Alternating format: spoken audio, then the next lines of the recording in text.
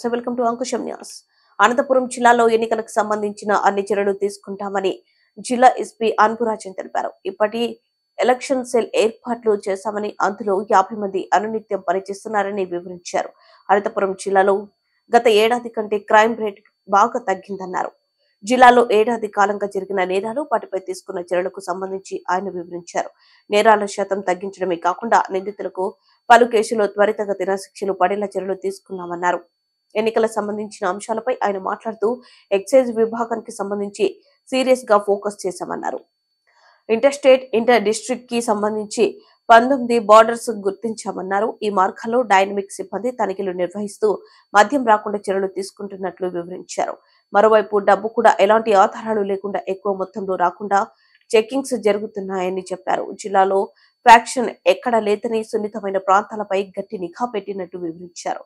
కొన్ని ప్రత్యేకమైన ప్రాంతాల్లో అనునిత్యం తనిఖీలు నిర్వహిస్తున్నట్లు చెప్పారు.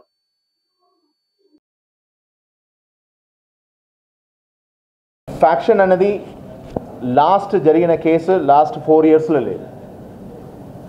దాదాపు వీ హ్యావ్ 50 ఫ్యాక్షన్ విలేజెస్ ఉంటే హైపర్ సెన్సిటివ్లో 18 ఉంది, సెన్సిటివ్లో 18 ఉంది, డార్మెంట్గా అంటే యాక్టివిటీయే లేదు, లాస్ట్ 10 yearsగా లేదు అన్నదిలో 2 ఉన్నాయి. అండ్ సో ఇది ఒకటి మనం చూసుకున్నాం.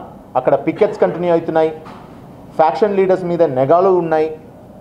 పైగా లాస్ట్ 3 monthsగా కూడా ఫ్యాక్షన్ విలేజ్లో ఈవెన్ ఏదైనా చిన్న ఇష్యూ జరిగినా కూడా వాటిని అఫ్రే కింద కేసు కట్టడం కానీ, పెట్టి కేసెస్గా వాళ్ళ మీద నమోదు చేయడం కానీ.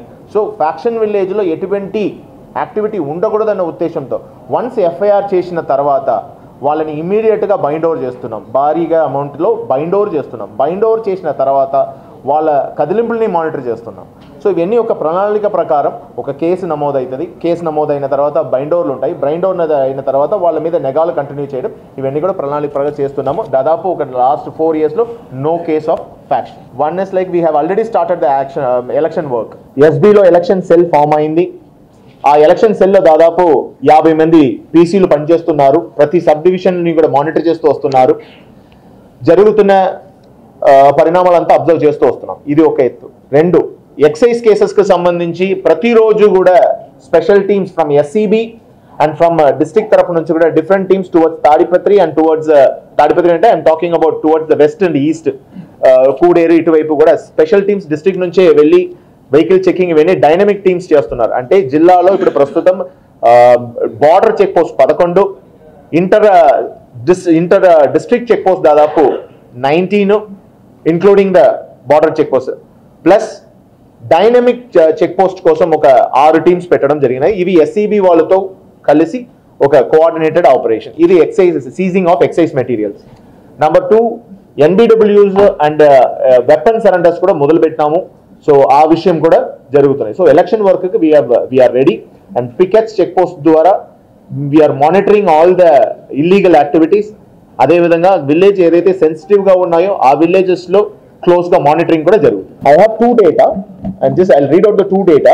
One is like AEPS fraud. We have classified the AEPS fraud very specifically. Why? Because it affects the poorest section.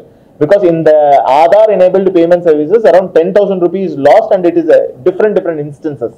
So ఇక్కడ 1317 cases నమోదైతే, అంటే ఇది ఎన్సీఆర్పి పోర్టల్లో పెటిషన్గా నమోదైతే Anantapuram police have completed 1121 and we have handed over the victims amount 1,66 lakhs into their accounts.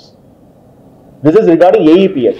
Now ఇది కాకుండా ఇంకొక rest of the categories లో చూసినా 3,541 has been registered, of which 2,746 we have resolved, and these victims have received around 68 lakh of rupees.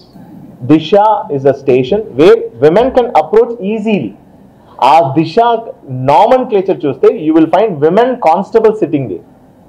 Women can approach the women and they can share their problems. So that is it's an aspect of a scheme where the